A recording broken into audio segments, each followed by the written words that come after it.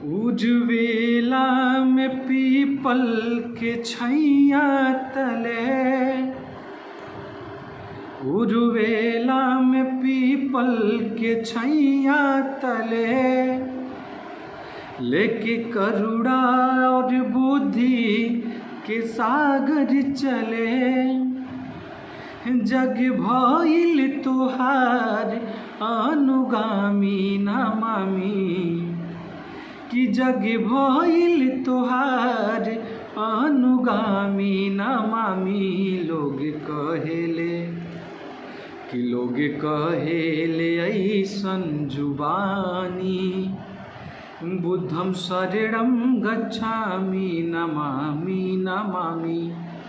लोग कहेले ऐसन जुबानी, बुद्धं शरणं गच्छामि नमामि नमामि।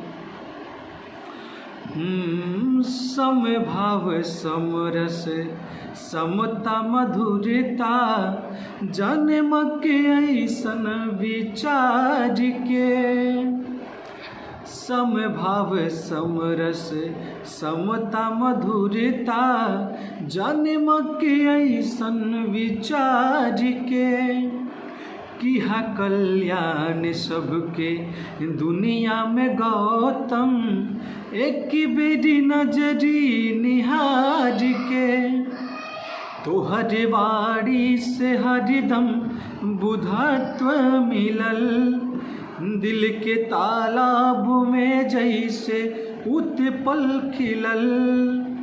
तोहर महिमा न कैसे बखानी नमामि, कि तोहर महिमा न कैसे बखानी नमामि। लोग कहेले ऐसन जुबानी, बुद्धं शरणं गच्छामि नमामि नमामि। प्रणाम। मैं भोजपुरी गायक प्रकाश रंजन, आप सबका अपना बेटा और भाई। अगर गीत अच्छा लगे तो आगे भी शेयर करिए। धन्यवाद।